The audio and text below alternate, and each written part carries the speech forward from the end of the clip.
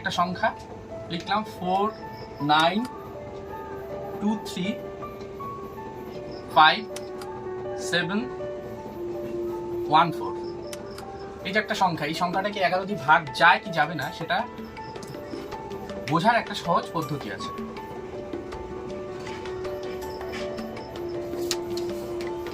আমরা কি করব, একটা বাদে একটা সংখ্যাকে আমরা এরকম করে যোগ করে দেবো। তো 6 11 12, আবার 9 3 7 4। তাহলে এখানে হলো 23। এবার কি করতে হবে, এই যে আমরা যে সংখ্যাগুলো যোগ করলাম এক ঘর বাদ দিয়ে এক ঘর, তার বড় সংখ্যাটার সাথে ছোট সংখ্যাটা আমরা বিয়োগ করে দেবো। এখানে বিয়োগফল বেরোলে 11। এই যে বিয়োগফলটা বেরোবে সেই বিয়োগফলটা যদি 0 বা 11 দ্বারা বিভাজ্য সংখ্যা হয় তাহলে সেই সংখ্যাটা 11 দ্বারা সবসময় বিভাজ্য যাবে।